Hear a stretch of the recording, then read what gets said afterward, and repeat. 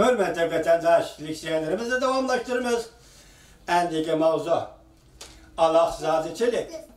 Cungo özgürüş devri kirgende. 200 nefer kızıl avlat vekiller. Xi Jinping'e medet bede mavzulu haber.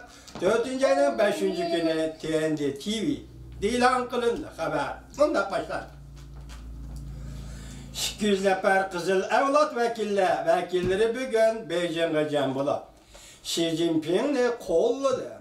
Mavzunun sabık katibi Huçao'nun kızı Hu Muyin yığında bunda görsetti. Bugün ictimai ziddiyetle jolunup en eğer bir halga geldi. Nurgulluğun sezgür mürekkep sınakla bizge yöpürülüp gelmekte. Amerika matbuatlarında hesapladı. Güzel evlatlar. Karamakırayı Xi Jinping'ni kollaydı. Ameliyette yan taraftan kelip atkan şäpe şu ki ola Cungo'da zor özgürlüşke duş geldi. Ola Allah zadıçilikke, can talışışka, sekiratka düştü. Hu Muyin kızıl işkinci evlatla yığınıdımında görsetti. Cungo Kompartiyası hakimiyet saplaşka duş geldi. Cungo Kompartiyası hakimiyet sınaklarga duş geldi. İslahat işini ecibiteş sınaklarga duş geldi. Bazar iktisadi sınaklarga duş geldi. Taşqi muhitning murakkabligi, sezgürligi buna sınakları hazır yöpürülüp geldi. Atalmış kızıl işkinci evlat, birinci evlat devlet kuruluşlarının balı çakılları mesela 18. kurultaydan keyin mesela 19. 18. keçirama 18. 18. kurultaydan keyin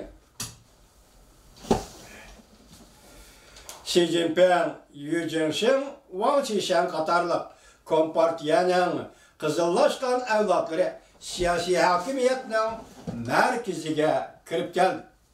Xi Jinping partiyanın içki kısmında çerekliş qarıştırışını yolu koyganda bir qisam ikkinchi qizil ikkinchi evlatla qo'llagan edi. Qizil ikkinchi evlat Cungo'da kishilarning tilida foydalanib oladigan imtiyozli tabaqalar deb atalatdi. Qizil ikkinchi evlat vaqt nuqtasida Xi Jinpingni qo'lladı.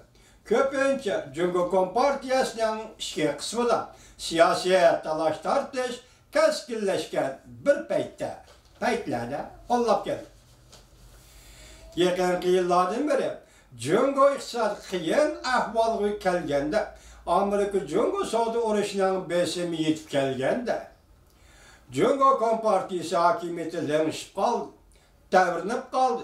Huquq ve hakimiyet krizisi o'xshashla Cungo Kompartiyasining ichki qismida jug'langan siyosiy ve ijtimoiy ziddiyatlarni texmo keskinlashtirib o'tdi.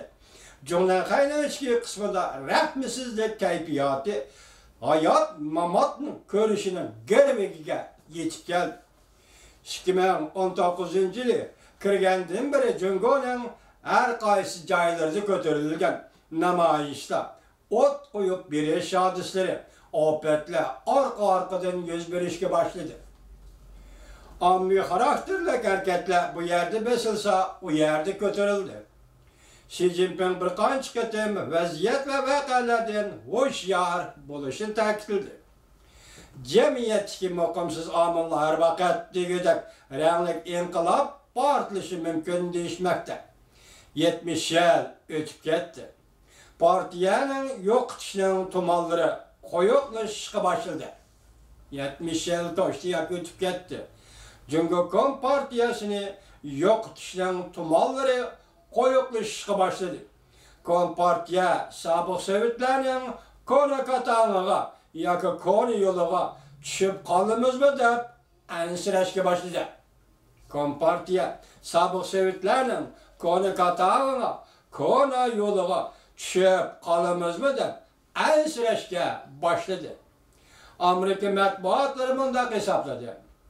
Qizil ikkinchi avlodning Xi Jinpingni qo'llashi Jungoning zo'r o'zgarish davriga kirish yuz berganligidan aloqzodi bo'lib ketgan bu kishilar sakratga, jon talishishga tushganligini yan tarafdan ko'rsatib berdi.